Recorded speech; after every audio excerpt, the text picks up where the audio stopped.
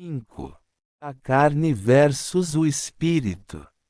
Já estudamos o problema de um estilo de vida carnal e como ele nos rouba o nosso primeiro amor por Cristo. Agora quero dar um passo além e fazer um contraste entre a influência do Espírito do Santo e a influência de uma vida carnal. Este assunto é tão importante que grande parte do Novo Testamento está voltada para a guerra do Espírito contra a carne, em todas as formas que ela se apresenta. O apóstolo Paulo continua sendo o nosso professor.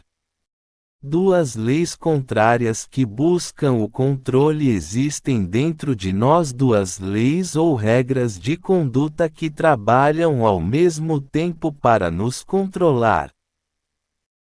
Veja o que diz Romanos 8. Portanto, agora nenhuma condenação há para os que estão em Cristo Jesus, que não andam segundo a carne, mas segundo o Espírito, porque a lei do Espírito de vida, em Cristo Jesus, livrou-me da lei do pecado e da morte. Pois o que era impossível à lei, visto que estava enferma pela carne, Deus, enviando o seu Filho em semelhança da carne do pecado, pelo pecado condenou o pecado na carne, v.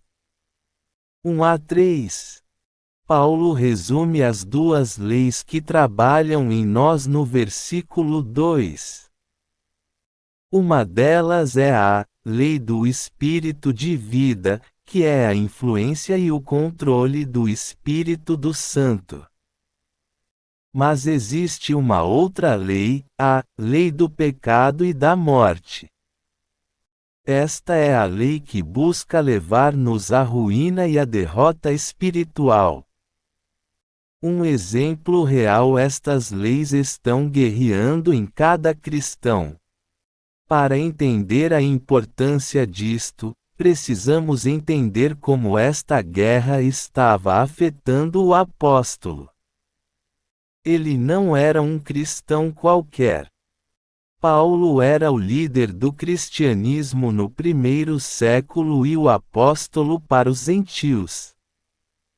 Ele teve um papel importante ao nos comunicar a verdade de Deus.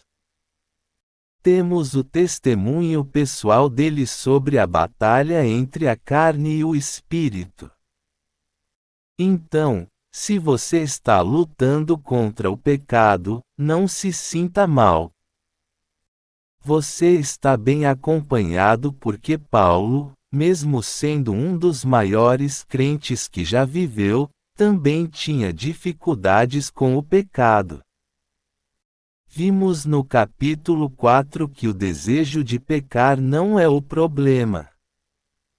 A nossa carne sempre deseja o pecado e sempre desejará.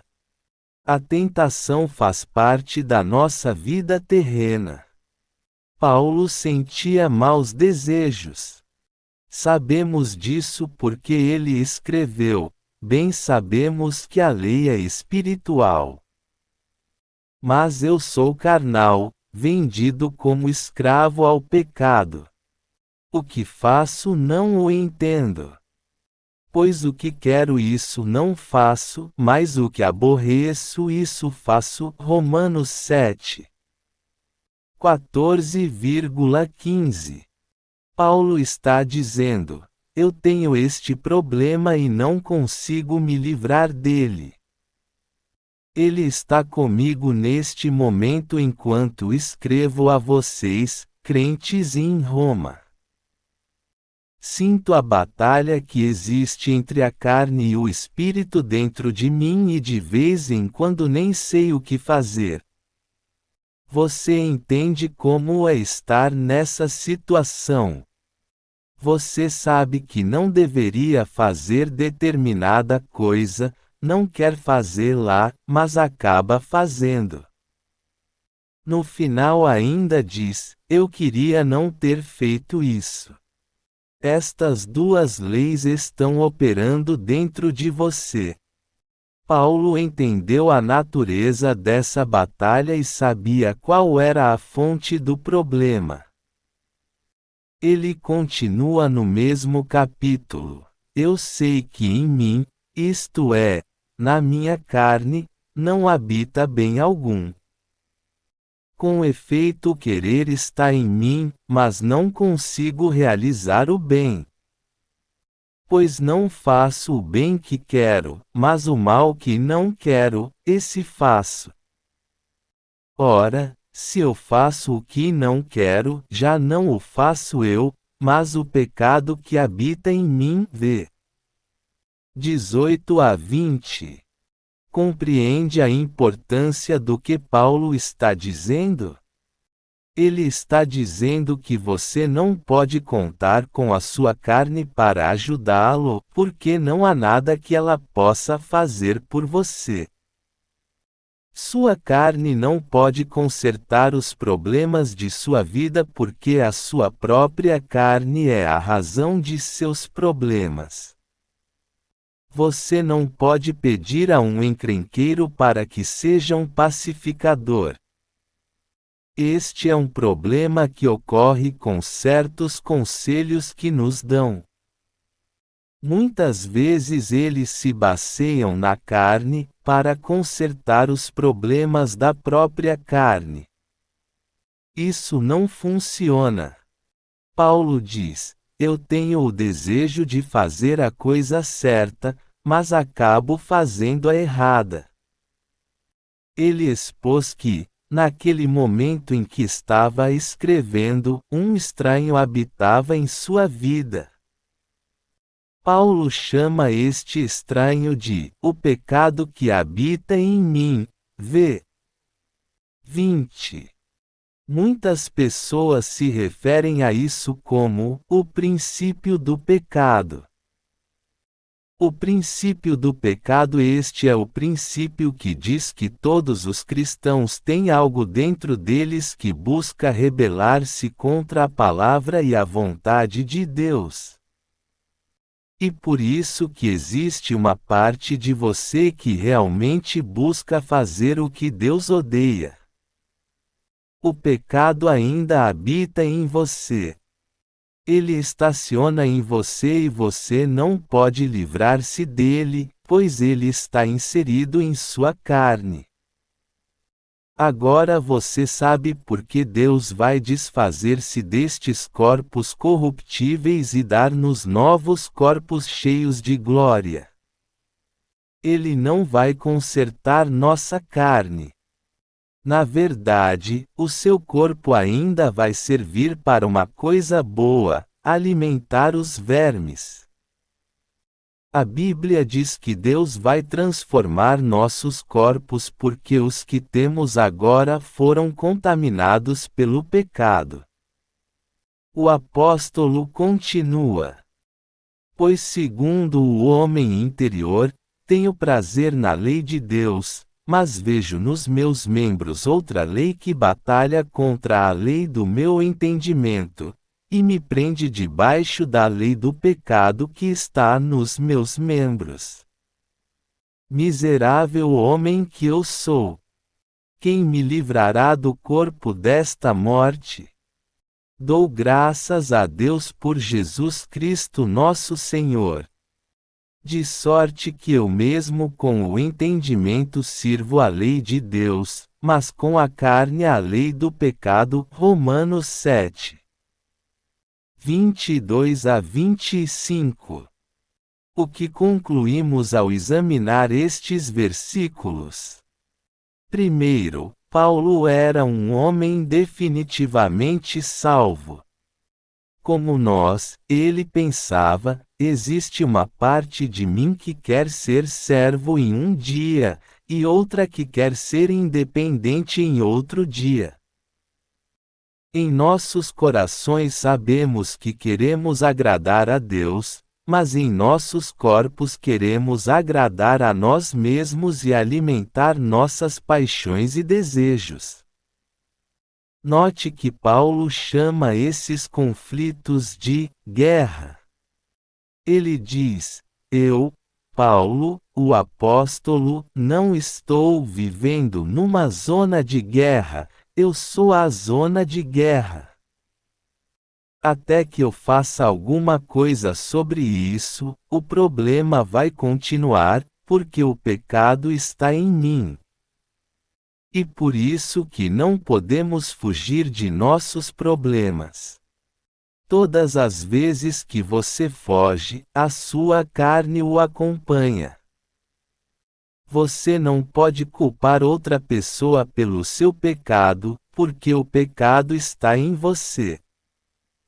Não é de admirar que Paulo declare: miserável homem que eu sou. Se você é honesto em relação à sua luta contra o pecado, muitas vezes vai querer dizer a mesma coisa. Mas louvado seja Deus, a declaração de Paulo tem uma continuação. A pergunta: onde eu vou encontrar a liberdade para viver uma vida espiritual totalmente vitoriosa? É respondida no versículo 25. Há duas leis que operam dentro de você, duas regras contrárias de vida que buscam controlá-lo. Você pode ser considerado um cristão espiritual ou um cristão carnal, dependendo de quem vai estar no controle, a carne ou o espírito. Uma lei superior tem uma boa notícia: estas leis não possuem o mesmo poder. A lei do Espírito é uma lei muito superior, porque Paulo diz que a lei do Espírito de vida, em Cristo Jesus, livrou-me da lei do pecado e da morte. Romanos 8. 2. A parte de nós que busca rebelar-se contra Deus e agradar a carne foi superada. Todas as vezes que a lei superior tiver liberdade para trabalhar em nossas vidas, veremos que ela suplanta a lei do pecado e da morte. A lei do pecado e da morte ainda existe. Ela continua operando, mas, ao combinar a combustão do Espírito do Santo com a velocidade da obediência e o fluir da santidade, você é elevado em sua vida espiritual. O plano de Deus para nossas vidas é que alcancemos grandes alturas e que não vivamos presos às circunstâncias da vida. Voando alto pela aerodinâmica do poder do Espírito do Santo que está operando em nós, podemos transcender a lei do pecado e da morte. Você já viu uma calçada toda estourada porque uma semente caiu dentro de uma das fendas dela? Bem, uma semente não pode arrebentar a calçada. Mas uma semente livre para se desenvolver não será mais apenas uma semente. Ela vai tornar-se uma árvore. Quando ela começa a crescer, quebra o concreto, porque as leis da árvore transcendem as leis do concreto. Quando você aceita Jesus Cristo, recebe uma semente do Espírito do Santo, que quer tornar-se uma árvore em sua vida e romper o concreto dos seus problemas. Por quê? Porque, como o versículo 3 explica, o que a lei não podia fazer, Deus fez quando enviou seu Filho. O que a lei não podia fazer era dar a você e a mim a capacidade de cumpri-la. Bem, a lei é boa, refiro-me à lei de Moisés. Em Romanos 7-8 Paulo está usando a palavra lei de duas formas diferentes, e é fácil confundir-se aqui. A lei do pecado e da morte é o princípio ou a operação do pecado em nós. Porém, a lei de Moisés veio diretamente de Deus. ela é santa, justa e boa. Não adulterarás é uma boa norma. O problema é cumpri-la. E por isso que o poder do pensamento positivo não funciona, porque você está pedindo a você mesmo para manter a lei enquanto não existe poder na lei que o ajude a cumpri-la. O que você não pode fazer, porém, Deus fez. Ele providenciou uma espécie de motor interno que nos permite viver de acordo com os padrões divinos. Romanos 6 diz: Pois sabemos isto, que o nosso homem velho foi com ele crucificado, para que o corpo do pecado seja desfeito, a fim de não servirmos mais ao pecado. Se você é escravo do pecado, é uma escravidão por escolha própria. Você não precisa estar escravizado aos mesmos erros por toda a sua vida, porque se tornou uma nova criatura em Cristo. Dois estilos de vida contraditórios. O curso ou direção de sua vida como cristão vai depender de você estar vivendo sob a autoridade da carne ou do Espírito. Veja o que diz Romanos 8:4-7, para que a justiça da lei se cumprisse em nós, que não andamos segundo a carne, mas segundo o Espírito. Os que são segundo a carne inclinam-se para as coisas da carne. Mas os que são segundo o Espírito, para as coisas do Espírito. A inclinação da carne é morte, mas a inclinação do Espírito é vida e paz. A inclinação da carne é inimizade contra Deus, pois não é sujeita à lei de Deus, nem em verdade o pode ser. Paulo está dizendo: se você está andando de acordo com a carne, vai receber as coisas que a carne oferece. Estas coisas só podem nos dominar quando vamos em busca delas, quando permitimos que elas ocupem o lugar de Jesus Cristo e das coisas de Deus. Andando na carne. Quando você abandona o seu primeiro amor por Cristo e começa a buscar as coisas da carne, logo vai estar andando, segundo os homens. 1 Coríntios 3. Você vai ficar como o resto das pessoas por estar seguindo os caminhos mundanos e fazendo as coisas que elas fazem. Ao andar com o mundo, ele determinará como você andará. Não estou dizendo que Deus dá poder para alguns cristãos e o recusa a outros. Você tem o mesmo Jesus e o mesmo Espírito Santo que todo crente tem. Mesmo que você tenha uma história de vida terrível, e outros nunca tenham cometido nenhum pecado grave, o mesmo Deus quer operar uma transformação na vida de todos nós. Mas será que você sabe disso?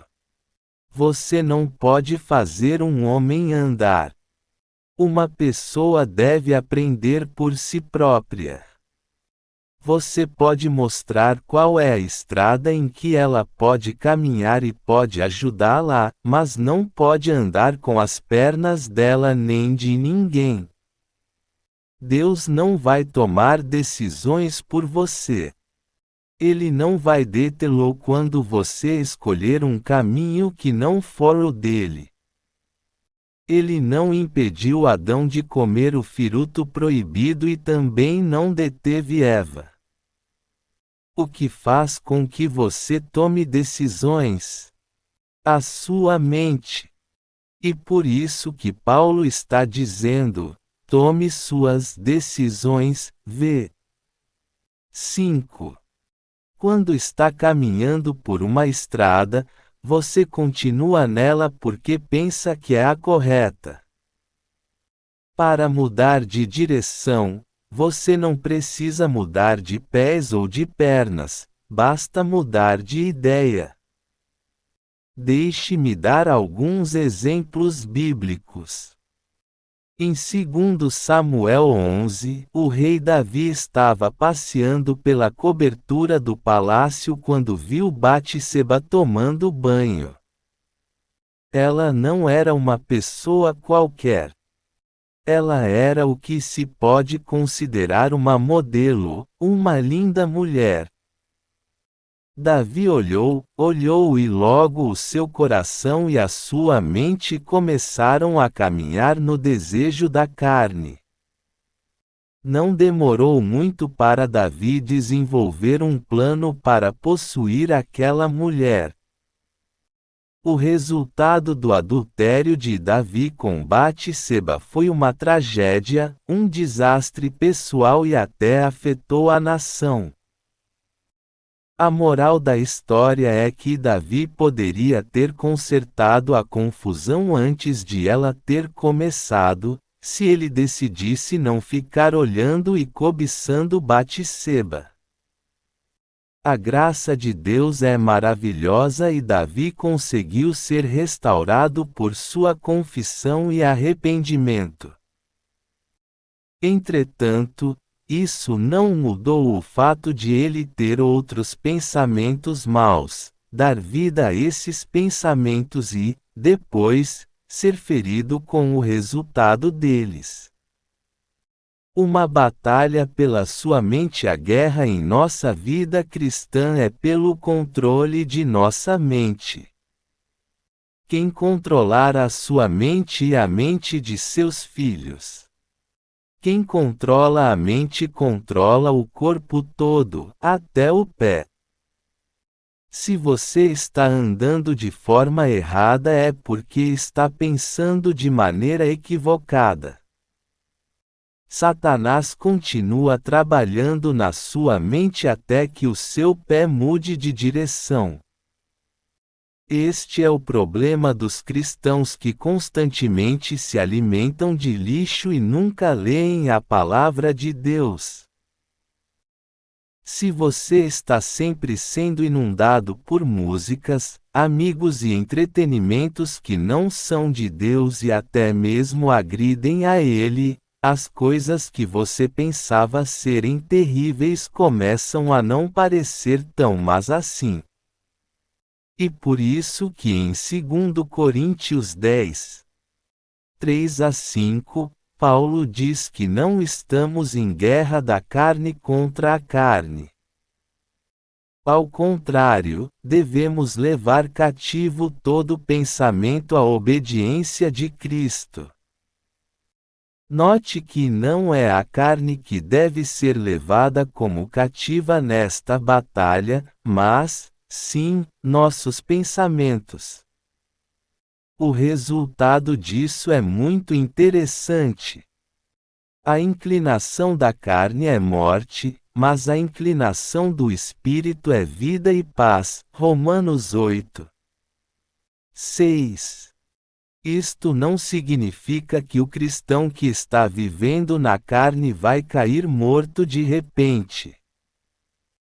A morte aqui se coloca de uma forma oposta à vida, ou seja, um empobrecimento espiritual que acontece quando o espírito não está sendo obedecido. Nessa condição, podemos estar vivos e bem no aspecto físico, mas espiritualmente doentes. Sua vida espiritual corre perigo e isso traz todos os tipos de ansiedade e depressão. A nossa mente foi ensinada a enfocar as coisas da carne e não a paz nem alegria em nenhum propósito carnal. Isso acontece quando um cristão começa a fazer coisas que os incrédulos fazem para achar paz, porque eles não estão recebendo esta paz do Espírito. Há só vazio, falta de paz e ansiedade, pois as ligações com a vida que o Espírito oferece foram cortadas. Andando no Espírito, por outro lado, se você colocar a sua mente nas coisas do Espírito, terá vida e paz. Você tem um propósito, um significado e uma alegria porque está contente em fazer o que Deus quer que faça. Quando o Espírito do Santo está no controle, você diz: Senhor, está em tuas mãos. As coisas podem não acontecer como quero, mas vou ficar satisfeito com a tua vontade. Você consegue ter uma vida livre de estresse e a paz que o mundo não tem. As circunstâncias externas não conseguem governar sua vida e as dificuldades não o controlam porque você está em paz.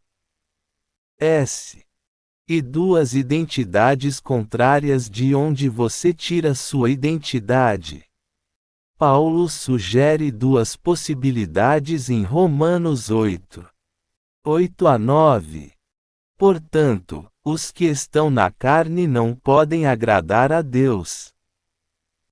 Vós, porém, não estáis na carne, mas no Espírito, se é que o Espírito de Deus habita em vós. Mas, se alguém não tem o Espírito de Cristo, esse tal não é dele. Note como Paulo muda as palavras. Anteriormente ele estava falando sobre viver de acordo com a carne. Agora ele está falando sobre estar na carne. Por quê? Porque agora ele não está falando sobre como você está vivendo. Ele está falando sobre quem você é.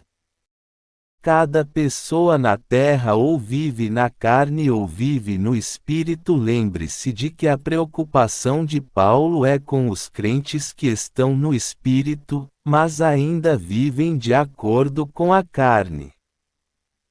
Paulo está dizendo: primeiro, tire as máscaras e descubra quem você é. Muitas pessoas não estão agindo como deveriam porque não lembram mais quem elas são. Se você esquecer quem é, vai acabar se esquecendo-se como deve agir. Uma boa razão pela qual você deve ir à igreja todo sábado é para lembrar a si mesmo quem você é. Logo que Lois e eu nos casamos, nós nos mudamos para o famoso bairro do Harlem, em Nova York. Eu estava envolvido num ministério naquele lugar e morávamos num apartamento construído em cima da igreja. No primeiro dia em que chegamos lá, uma pessoa ligou e perguntou: posso falar com a mulher do pastor Evans? Lois respondeu: aguarde um minuto. Então ela saiu procurando a mulher do pastor até que lhe ocorreu que ela era a mulher do pastor. Ela pegou o telefone, mudou de voz e disse: alô, aqui é a mulher do pastor. Ela tinha esquecido quem ela era. Uma série de mudanças ocorreram em sua vida e, de repente, ela começou a ser chamada de mulher do pastor. O nome dela antes era Louise Cummings, mas agora era Lois Evans. Ela tinha uma nova identidade. Você sabe quem você é. Você é um filho de Deus, que conheceu a salvação por toda a eternidade e faz parte da congregação dos santos. Você agora tem o sangue real fluindo em suas veias. Esta é a sua nova identidade. Não permita que Satanás diga a você: você é um mentiroso, um adúltero, você é uma pessoa desonesta. Esta não é a sua nova identificação. Não deixe que os seus amigos lhe digam quem você é. Muitos de nós temos amigos que estão tentando nos dizer quem somos quando, na realidade, querem dizer quem eles são e, se não nos tornarmos iguais a eles, não podemos continuar sendo seus amigos. Quando Jesus morreu, você também morreu. Quando Jesus ressuscitou, você também ressuscitou. Quando Jesus voltar, você vai encontrá-lo por causa de quem você é. Sendo assim, precisamos entender quem somos em Cristo. Agora temos uma nova identidade. Como Paulo diz no versículo 11, se o Espírito daquele que dentre os mortos ressuscitou a Jesus habita em vós, aquele que dentre os mortos ressuscitou a Cristo Jesus vivificará também os vossos corpos mortais, pelo seu Espírito que em vós habita. O mesmo poder que levantou Jesus da tumba é o poder que vai levantá-lo do pecado. Ele vai elevá-lo acima da linguagem corrompida que você usa, acima do temperamento que não consegue controlar, do ciúme que o está consumindo e vai tirá-lo da vida dupla que está vivendo. Que tipo de poder está operando em sua vida? Você não precisa viver sob o jugo que o conduz à morte.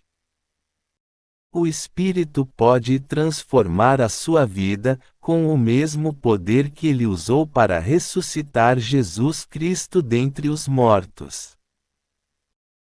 Duas obrigações contraditórias. Os contrastes continuam em Romanos 8, à medida que o apóstolo mostra que nós, crentes, temos a obrigação de viver em obediência, de maneira que, irmãos, somos devedores, não à carne para viver segundo a carne.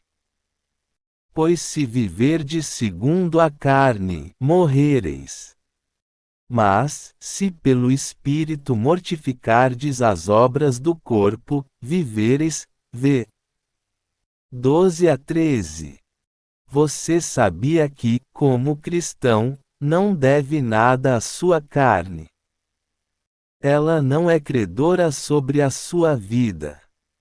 Alguém já lhe disse que você possui algumas dívidas? Normalmente as pessoas fazem isso quando os seus amigos se tornam bem-sucedidos. Basta você começar a ganhar algum dinheiro e começa a dever tudo aos outros. A maioria das pessoas que se dizem credoras de nossas vidas não nos ajudaram a ir à escola, não nos ajudaram a pagar as nossas contas, mas, agora que você conseguiu alguma coisa na vida, elas pensam que você deve isso a elas. Isso é o que a carne tenta impor sobre você. Ela sempre diz: você deve me satisfazer.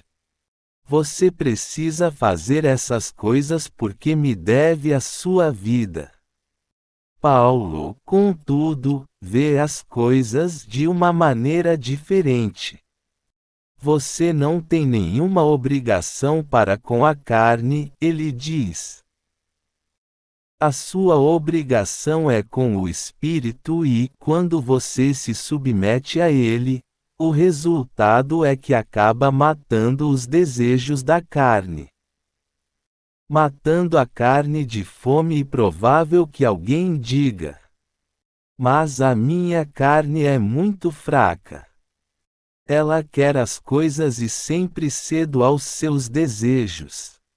Isso só é verdade se você a está alimentando. Sabe qual a única maneira de controlar sua carne? Mate-a de fome. Você deve dizer: Hoje você não vai comer. Eu sei que você quer comer palavrões, mas não vou alimentá-la. Sei que você quer comer mais imoralidade, mas não há comida para você hoje. Não vou lhe dar mais pornografia, álcool, drogas e também nada de orgulho. Eu estou morto em Cristo, então, morra de fome. Para conseguir fazer isso, você pode precisar de ajuda. Algumas pessoas podem ajudá-lo a não alimentar mais a sua carne. Você precisa de que alguns amigos lhe digam: você não deveria estar comendo isto.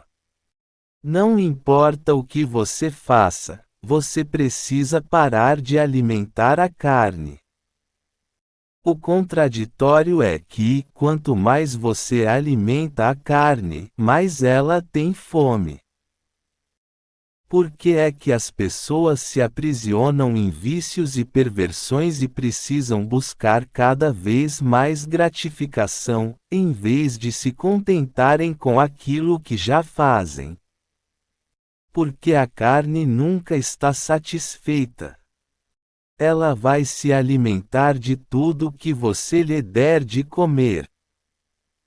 Ela come qualquer tipo de lixo que você der a ela e, se a sua carne comer bastante e ficar muito forte, ela vai acabar comendo você.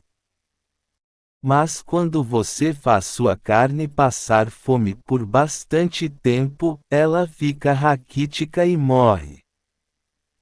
Então, as coisas que você pensava que não podia parar de fazer de repente percebe que já não está fazendo mais. Aqueles hábitos que antes o dominavam agora estarão sob o seu domínio. Por quê? Porque você não os alimenta mais. A razão pela qual seus problemas estão piorando é porque você está alimentando a carne todas as vezes que tem uma chance. Então o seu pecado se torna cada vez maior e cada vez mais ele o controla. A vida na carne é a morte para o crente, mas a morte da carne é vida para nós. Quando você mata a carne, você vive. Quando você alimenta a carne, morre. Você se torna um anêmico espiritual, por estar sendo hostil para com Deus. Você pode tornar-se um inimigo dele.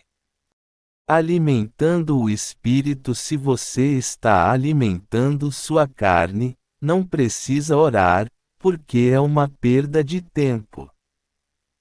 Deus não vai responder às suas orações para que você possa alimentar ainda mais a sua carne.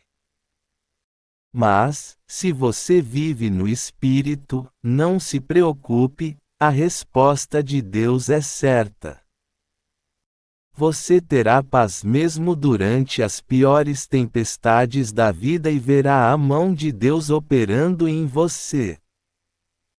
Você verá um poder que não tinha antes e terá vitória sobre os problemas que pareciam impossíveis, simplesmente por alimentar o espírito.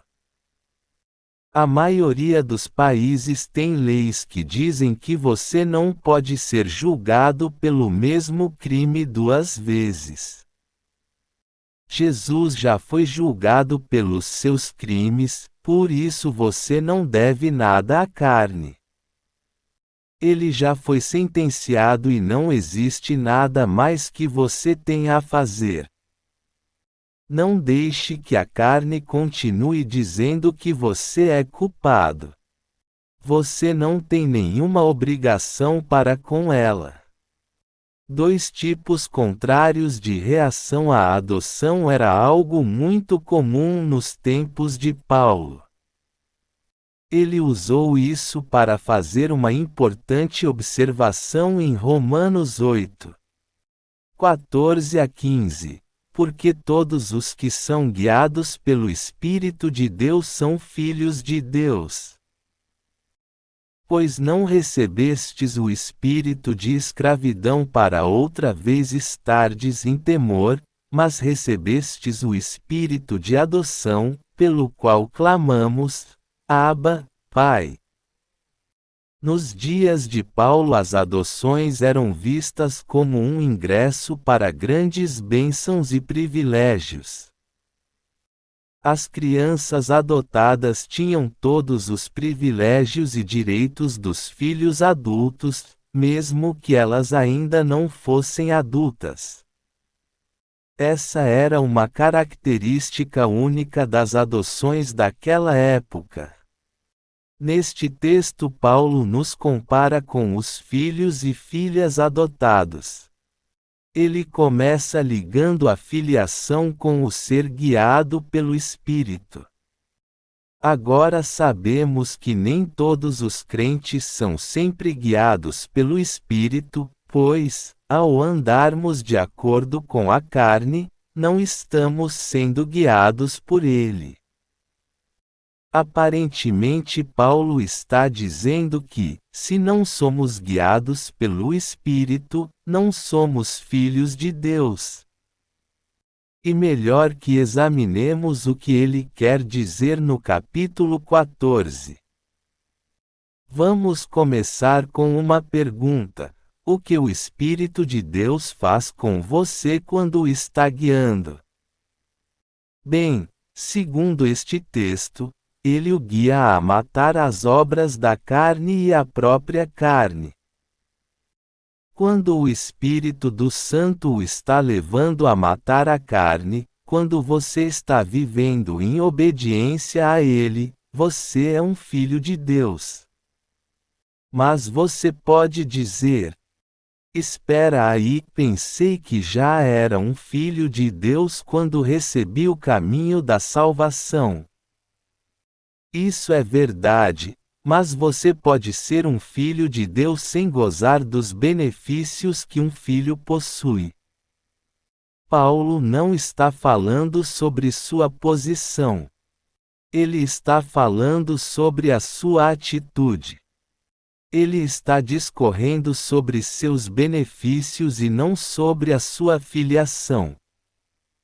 A Bíblia repete isso em uma série de passagens. Jesus disse que os pacificadores e aqueles que amam os seus inimigos são filhos de Deus. Veja Mateus 5. 9, 44 a 45. Nesta passagem Jesus não está colocando nenhum tipo de condição para a salvação. Você não pode comprar o seu ingresso para o reino messiânico na terra fazendo a paz e amando os seus inimigos. Ele está falando sobre a sua atitude de imitar o Pai que o adotou. O texto de Apocalipse 21, 7 fala sobre os vencedores que são os filhos de Deus. Eles têm o benefício de clamar, Abba, Pai. Quando você está vivendo no Espírito, Deus está sempre de ouvidos abertos. Ele se coloca integralmente à disposição para conversar com seus filhos. Mas, quando você vive na carne, Deus diz: você está aí portando como uma criança estranha. Abba significa papai. Este termo sugere uma grande intimidade. Quando você está sendo guiado pelo Espírito, consequentemente mata as obras da carne e pode chamar a Deus de meu paizinho. Quando você permite que o Espírito Santo guie a sua vida na direção da santidade, pode chegar ao seu Pai consciente de que você é um filho que goza de todos os privilégios. Dois níveis contrários de herança. Existem diferentes níveis de herança, baseados na disposição de sofrer por Cristo. O mesmo Espírito testifica com o nosso espírito que somos filhos de Deus. Se nós somos filhos, logo somos também herdeiros, herdeiros de Deus e co-herdeiros de Cristo, se é certo que com Ele padecemos, para que também com Ele sejamos glorificados. Romanos 8. 16 a 17. Todos os cristãos pertencem à família de Deus. Sendo assim, todos somos herdeiros. Mas nem todos os cristãos são co-herdeiros de Cristo. Note bem a condição ligada a ser um co-herdeiro: sofrimento com o Senhor. Muitos salvos querem fugir do preço da vida cristã. Se você está fugindo do custo de ser um cristão, não é um co-herdeiro. Observe que Paulo está baseando o seu argumento em méritos. Já sabemos que ele não está falando sobre salvação. Se o apóstolo estivesse falando sobre salvação, de acordo com o v. 17, teria de ter sofrido com Cristo para ser salvo. Se assim fosse, haveria condições impostas para a salvação. Não é assim. A salvação vem pela graça, por meio da fé. Tomarmos co-herdeiros, de tal maneira que possamos ser glorificados ou honrados com Cristo. O texto de 2 Timóteo 2. 11 a 13 ajuda-nos a entender este ponto. Fiel é esta palavra: se já morrermos com Ele, também com Ele viveremos. Se perseverarmos, com Ele também reinaremos. Se o negarmos, também Ele nos negará. Se somos infiéis, Ele permanece fiel, porque não pode negar-se a si mesmo. Se você morreu com Cristo, também vai viver com Ele. Mas se você é um cristão compromissado, aquele que persevera terá o privilégio de reinar com Cristo. Haverá muitos vivendo no reino messiânico na terra que não reinaram. Eles desfrutaram da presença de Cristo, mas não de sua glória.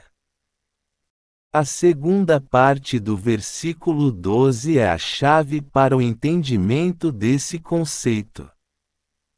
Se vivermos negando a vida cristã, Ele negará as suas bênçãos para nós. Cristo irá negar os privilégios de reinar com Ele na eternidade. Algumas pessoas pensam que este texto está falando que Deus vai negar nosso ingresso à salvação. Isto é impossível, segundo o que Paulo diz no versículo 13. Se você verdadeiramente andar no caminho correto, não pode perder sua salvação, porque Deus é fiel e mantém sua palavra, mesmo quando quebramos a nossa. Porém, Deus não será enganado. Se você verdadeiramente andar no caminho correto, mas viver uma vida negando a Cristo, Ele se recusará a responder suas orações. Ele negará as bênçãos que tem para você. Ele não atenderá aos desejos do seu coração e, quando você estiver diante dele, ele lhe negará a posição que tinha planejado por toda a eternidade. Mas ele permanece fiel à promessa: nada pode nos separar do amor de Deus que está em Cristo Jesus. Estes são os contrastes entre uma vida carnal e uma vida dirigida pelo Espírito. Agora que você os conhece bem, resta somente uma pergunta: qual é a sua escolha? De volta ao primeiro amor. Determinar que tipo de vida cristã nós temos. Aqui estão algumas ideias para ajudá-lo a fazer a escolha certa quando você se encontrar numa posição em que tenha de escolher entre a carne e o espírito. 1. Uma boa pergunta para si mesmo é: estou alimentando o espírito com a minha vida? Uma das maneiras que você pode identificar isso é observar o que acontece quando você lê a Bíblia, ora ou conversa sobre as coisas espirituais. Estas coisas parecem estranhas a você. Você fica à vontade lendo a Bíblia? Você se sente à vontade na presença de Deus e com o seu povo?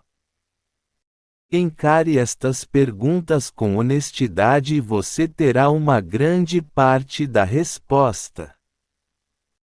Você também terá uma plataforma para mudar a situação das coisas, se reconhecer que não está à vontade com as coisas de Deus. 2. Quando você está tentando anular a carne, é importante ter por perto uma pessoa que tenha a liberdade de dizer: você não deveria estar comendo isto. Se você não tem esposa, amigo, colega de trabalho ou um membro da igreja a quem prestar contas de seus atos espirituais, peça a Deus para lhe dar essa pessoa. Ninguém deve tentar lutar contra a carne sozinho. 3.